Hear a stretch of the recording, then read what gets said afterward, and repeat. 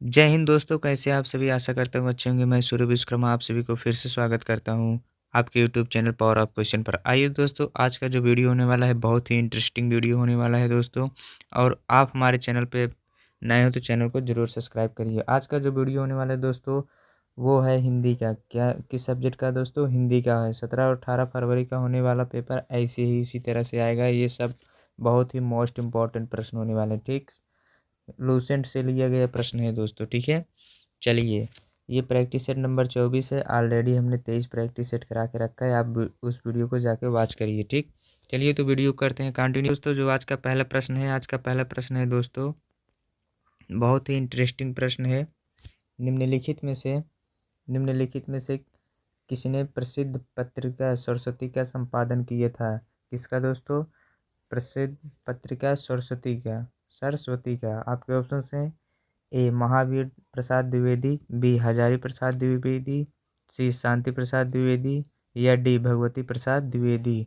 क्या होगा इसका आंसर? फटाफट कमेंट करके बताइए आप लोग। तो इसका जो राइट आंसर होने वाला है दोस्तों, ऑप्शन नंबर ए होगा। क्या होगा? ऑप्शन नंबर ए राइट आंसर होगा। ठीक है, चलिए अब चले अगले प्रश्न की तरफ। आपका प्रश्न नंबर 2 क्या कहता है? प्रश्न नंबर 2 कहता है दोस्तों,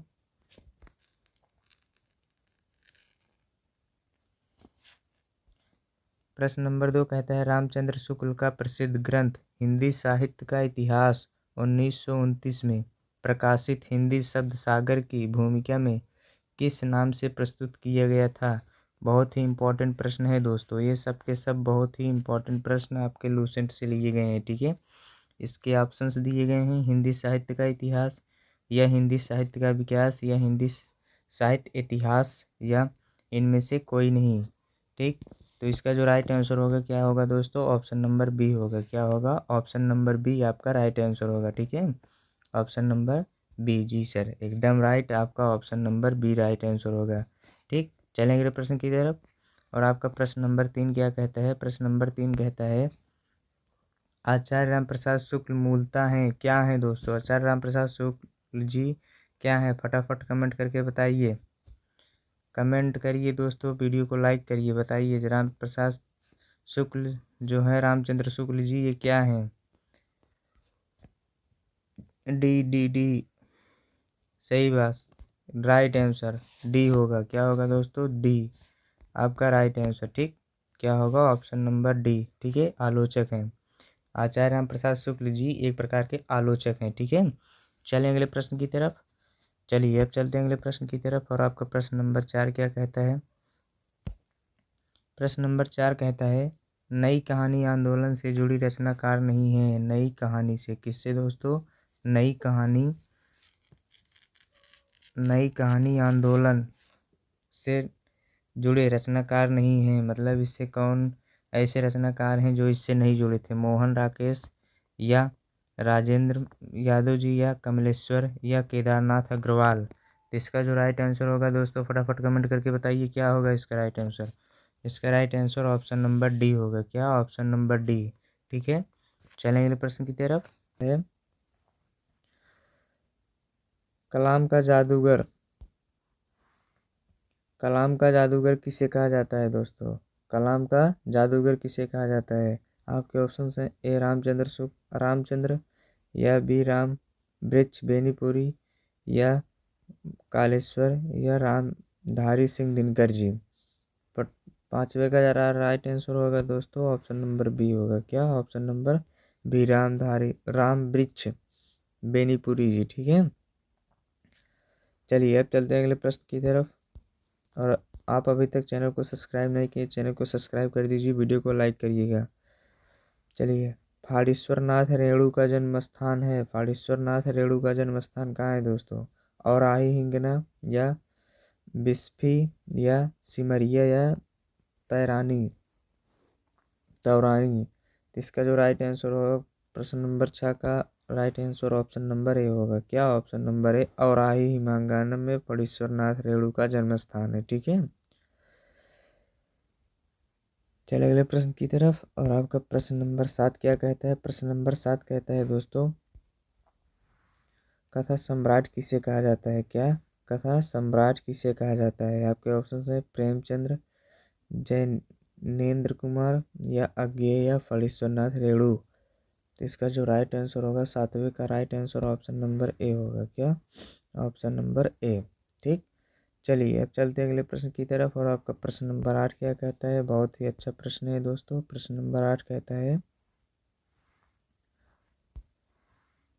गोदान उपन्यास के रचनाकारक कौन है? गोदान जो है दोस्तों, गोदान जो लिखी गई है, इस उपन्यास के रचनाकारक क्या है? पहली बात तो गोदान क्या है दोस्तों, इसको याद रखिएगा। गोदान आपका उपन्यास है। क्या है? उपन्यास है। ठीक है, कौन लिखा है इसको? फटाफट कमेंट करके बताइए। उपन्यास के रचनाकारक कौन है? इसको जो लिखने वाले हैं प्रेमचंद्र है। ऑप्शन नंबर बी कौन है? प्रेमचंद्र। ठीक, इसको लिखने वाले कौन है? प्रेमचंद्र जी है। ठीक है, देखिए गोदान एक प्रकार का आपका उपन्यास है। ठीक, क्या है? उपन्यास है। और इसके रचनाकारक कौन है? प्रेमचंद्र जी है। ठीक है, चलें अगले प्रश्न की तरफ। आशा करता हूँ ये चीज़ आपको क्लियर होगी। अगर आपको पसंद आ रहा है वीडियो को लाइक करिए। चैनल पे नए हैं, चैनल को सब्सक्राइब करिए। चलिए चलते हैं अगले प्रश्न की तरफ। प्रश्न नंबर 9 क्या कहता है? निम्नलिखित में बिहार के कवि हैं। निम्नलिखित में से बिहार के कवि कौन है? ऑप्शन दिए गए हैं, जयशंकर प्रसाद, सुमित्रानंदन पंत, मुक्तिबोध या नागार्जुन। इन 4 विकल्पों में से आपका राइट विकल्प कौन सा होगा दोस्तों? और ये इसका जो राइट आंसर होने वाला है दोस्तों, ऑप्शन नंबर डी होगा। क्यों डी? जो आप नागार्जुन है दोस्तों, ये बिहार के रहने वाले हैं। कहाँ के? बिहार के हैं। ठीक है, कहाँ के हैं दोस्तों? बिहार के रहने वाले। ठीक, चलिए अब चलते हैं प्रश्न नंबर 10 की तरफ। और प्रश्न नंबर 10 क्या कहता है? प्रश्न नंबर 10 कहता है दोस्तों, वर्ष 2008 ईस्वी में किसकी जन्म शताब्दी है? वर्ष 2008 में, कब? 2008 ईसा पूर्व में किसकी जन्म शताब्दी है दोस्तों? किसकी जन्म शताब्दी है? ऑप्शन दिए गए हैं, ए जयशंकर, बी सुमित्रानंद पंत जी, सी प्रेमचंद्र या डी रामधारी सिंह दिनकर जी। 10वें का जो राइट आंसर होगा क्या होगा? कमेंट करके बताइए दोस्तों। 2008 में किसकी जन्म शताब्दी होती है? राइट आंसर है आपका ऑप्शन नंबर डी। क्या? Option number D. ठीक, रामधारी सिंह दिनकर जी हैं। चलिए अब चलते हैं अगले प्रश्न की तरफ। प्रश्न नंबर 11 क्या कहता है? प्रश्न नंबर 11 कहता है, राष्ट्रकवि कहा जाता है।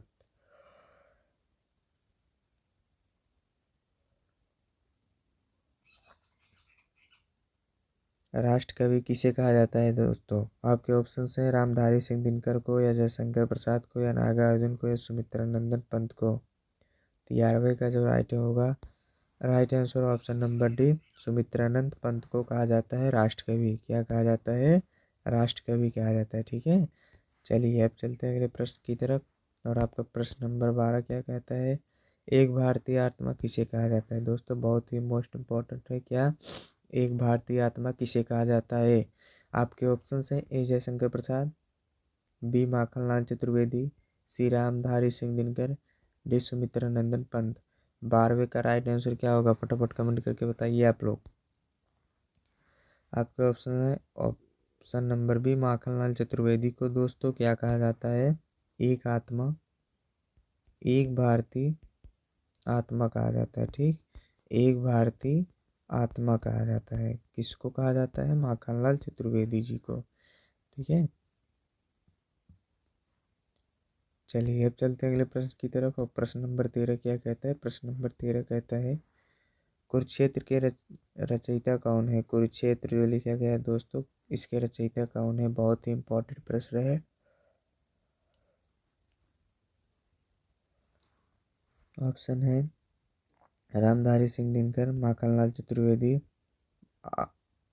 आर.सी. प्रसाद, जयशंकर प्रसाद। इसका जो राइट आंसर होगा ऑप्शन नंबर है रामधारी सिंह दिनकर जी कुरुक्षेत्र के रचयिता हैं। ठीक है, किसके रचयिता हैं? कुरुक्षेत्र के। ठीक, अब चलिए अगले प्रश्न की तरफ चलते हैं। प्रश्न नंबर 14 क्या कहता है? जयशंकर कामायनी, क्या? कामायनी काव्य के रचयिता कौन है? कामायनी एक प्रकार से आपका क्या है दोस्तों? ये एक प्रकार से आपका एक प्रकार से काव्य है। क्या है? काव्य है। ठीक। अब बताइए इसके रचनाकारक कौन है? आपके ऑप्शन है निराला जी हैं, या नागार्जुन, या सुमित्रानंद पंत, या जयशंकर प्रसाद। तो 14 का राइट आंसर बताइए, फटाफट कमेंट करके बताइए। बहुत ही महत्वपूर्ण प्रश्न है दोस्तों, कमायनी हर एक कॉम्पिटिटिव एग्जाम में आपसे पूछे जाते हैं। ठीक है, जिसका जो राइट आंसर होगा ऑप्शन नंबर डी होगा। क्या? ऑप्शन नंबर डी होगा। ठीक। चलिए अब चलते हैं अगले प्रश्न की तरफ। और आपका प्रश्न नंबर 15 क्या कहता है?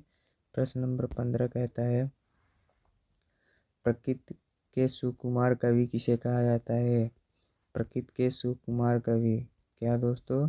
प्रकृति के सुकुमार कवि किसे कहा जाता है? आप लोगों को पता हो तो आप लोग कमेंट करके बताइए।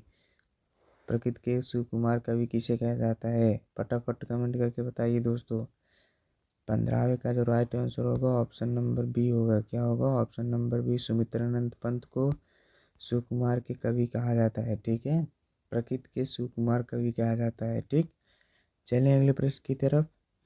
चलिए चलते हैं अगले प्रश्न की तरफ। और आपका प्रश्न नंबर 16 क्या कहता है? प्रश्न नंबर 16 कहता है, अनामिका काव्य की रचयिता कौन है? अनामिका काव्य के रचयिता कौन है दोस्तों? फटाफट कमेंट करके बताइए। अनामिका काव्य के रचयिता कौन है? फटाफट कमेंट करके बताइए आप लोग। अनामिका काव्य के रचयिता कौन है दोस्तों? आपके ऑप्शन से ए जयशंकर प्रसाद, बी सुमित्रानंदन पंत, सी सूर्यकांत त्रिपाठी निराला जी, या डी महादेवी वर्मा जी। फटाफट कमेंट करके बताइए। 16वें का राइट आंसर क्या होगा? आप लोग फटाफट कमेंट करके बताइए दोस्तों। अनामिका काव्य के रचनाकारक कौन है? जिसका जो राइट आंसर होगा दोस्तों option number C, Suryakant Tripathi ji हैं। कौन? सूर्यकांत त्रिपाठी जी अनामिका के रचनाकारक हैं। इस चीज़ को आप लोग एकदम अच्छे से याद रखिएगा। अनामिका के रचनाकारक कौन है? सूर्यकांत त्रिपाठी जी।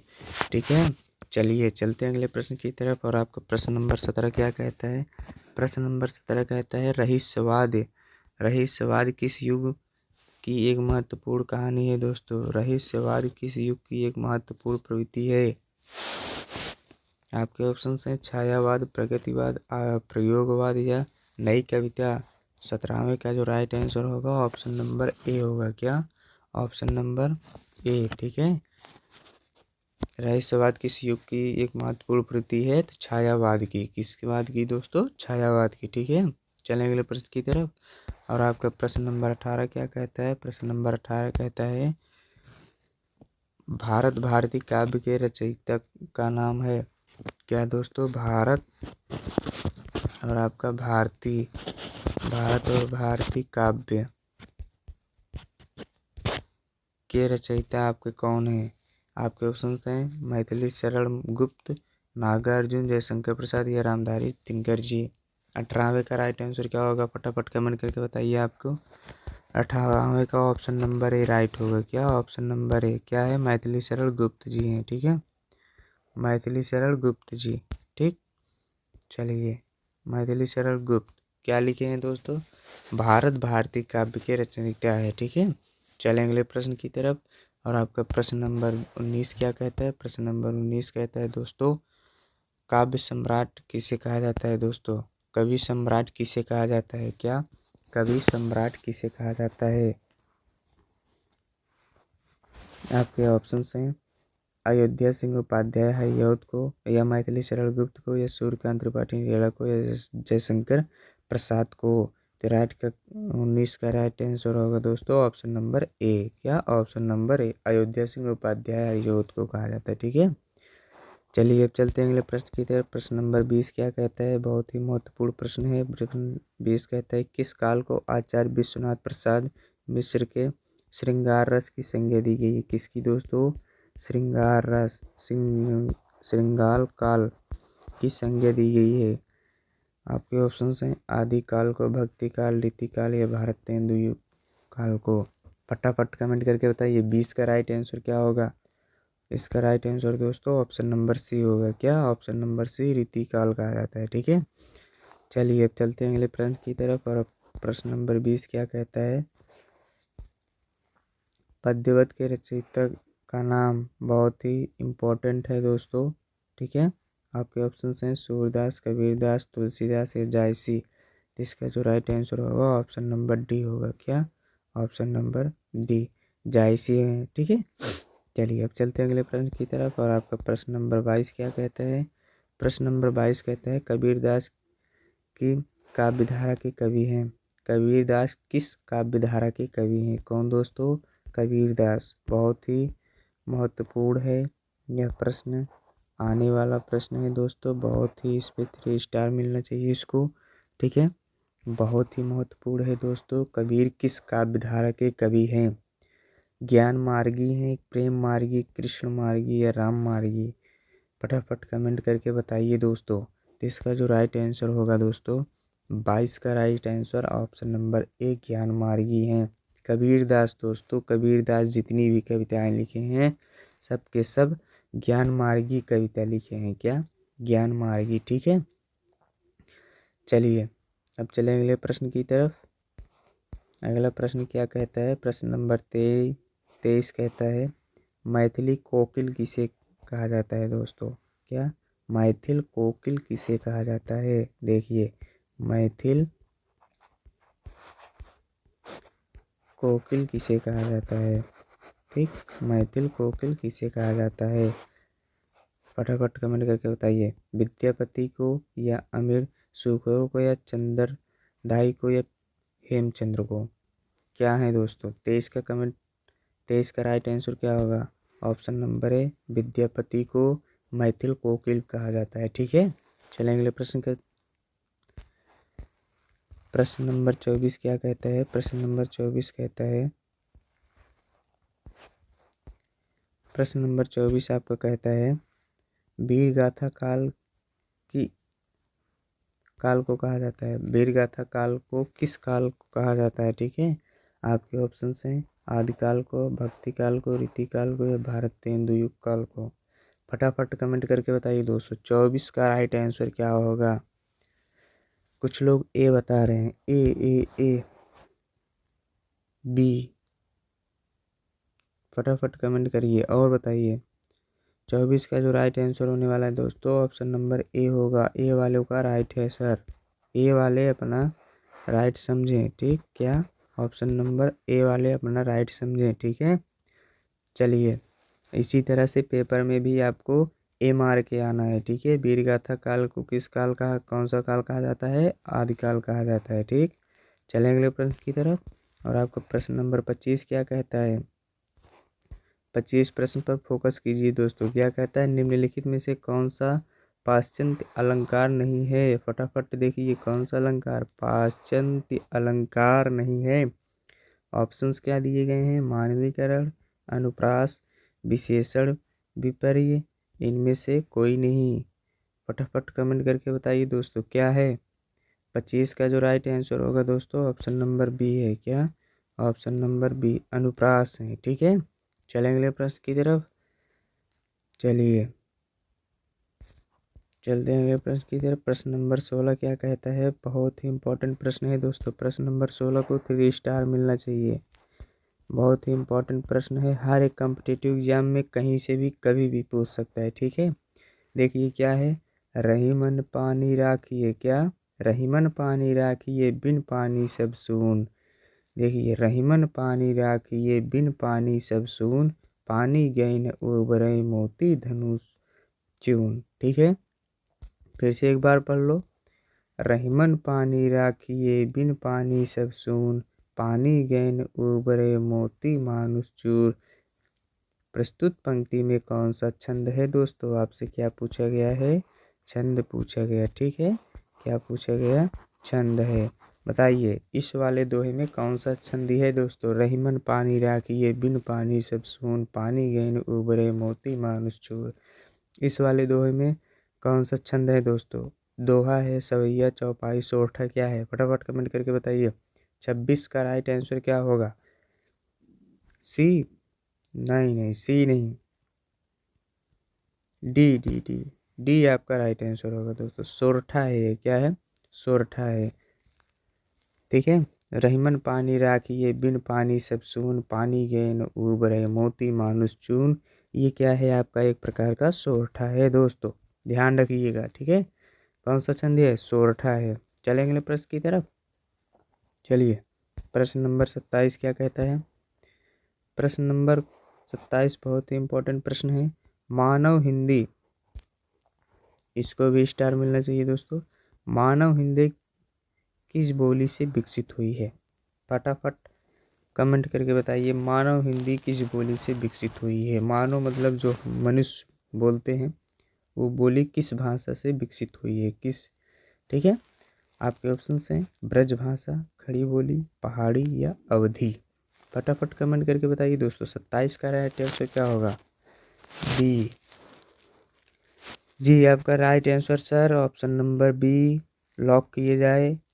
खड़ी बोली को मानव हिंदी से विकसित हुई है, ठीक है। कौन सी बोली? खड़ी बोली है, ठीक। चलेंगे प्रश्न की तरफ। और आपका प्रश्न नंबर 28 बहुत ही इम्पोर्टेंट प्रश्न है दोस्तों। इसको तो भाई 3 स्टार मिलने से कोई नहीं रोक सकता। ये प्रश्न इम्पोर्टेंट है। क्या है प्रश्न? हिंदी वर्णमाला में स्वरों की संख्या है। बहुत इम्पोर्टेंट प्रश्न है दोस्तों, इसको आप लोग याद करके जाइएगा। हिंदी वर्णमाला में स्वरों की संख्या है, ध्यान से देखिएगा। ऑप्शन नंबर 13, ए को कहता है 12, बी को कहता है 9, सी को कहता है 11, डी को कहता है 8। फटाफट कमेंट करके बताइए, हिंदी वर्णमाला में स्वरों की संख्या कितनी होती है? सी सी सी सी राइट आंसर सर आपका ऑप्शन नंबर सी को लॉक किया जाए। ऑप्शन नंबर सी आपका सही है दोस्तों। स्वरों की संख्या, हिंदी वर्णमाला में स्वरों की संख्या कितनी होती है दोस्तों? स्वरों की संख्या होती है 11, ठीक है। चलिए अगले प्रश्न की तरफ। और आपका प्रश्न नंबर 28 क्या कहता है? प्रश्न नंबर 28 कहता है दोस्तों, कमल के समान नयन, कमल के समान नयन में समास है दोस्तों। कमल के समान नयन में कौन सा समास है? कमल के समान नयन, इस दोहे में दोस्तों कौन सा समास है? अव्ययी, भाव तत्पुरुष, द्वंद्व या कर्मधारक। फटाफट कमेंट करके बताइए दोस्तों। 29 का राइट आंसर क्या होगा? कमेंट करिए, कमेंट करिए, फटाफट वीडियो को लाइक करिए, ठीक। कर्मधारक कौन? तो इसका जो राइट आंसर होगा ऑप्शन नंबर डी। राइट, एकदम सही बता रहे हो भाई। ऑप्शन नंबर डी आपका सही है विद्यार्थी, ठीक। चलिए विद्यार्थी अगले प्रश्न की तरफ। और आपका अगला प्रश्न क्या कहता है? प्रश्न नंबर 30 क्या कहता है विद्यार्थी? शब्द की परिभाषा क्या है विद्यार्थी? फटाफट कमेंट करके बता दीजिएगा। आपका लास्ट प्रश्न है, शब्द की परिभाषा क्या है विद्यार्थीगण? आपके ऑप्शंस हैं शब्द भाषा के स्वतंत्र और अर्थवान इकाई है, या शब्द वह है जो भाषा में प्रयोग होते हैं, या शब्द वर्णों से बने होते हैं, या सार्थक और निरर्थक दोनों ही शब्द होते हैं। फटाफट कमेंट करके बताइए विद्यार्थीगण, शब्द की परिभाषा किसे कहते हैं? कौन सा आंसर, कौन सा ऑप्शन आपका राइट आंसर होगा? कमेंट करिए। कुछ लोग बता रहे हैं बी को और कुछ लोग बता रहे हैं डी को। दोनों लोग गलत हैं, बी और डी गलत हैं। हाँ, किसी ने ए को कमेंट किया है, ए को लॉक किया जाए। ए आपका राइट आंसर है। ए आपका राइट आंसर है। शब्द की परिभाषा क्या होता है कि शब्द के स्वतंत्र और अर्थवान इकाई है। शब्द एक प्रकार से क्या है आपका? भाषा के स्वतंत्र और अर्थवान इकाई है, ठीक है। चलिए विद्यार्थीगण आज के लिए इतना ही, फिर से मिलते हैं अगले वीडियो में। Thank you for watching this video. Please subscribe my YouTube channel power of question. Thank you.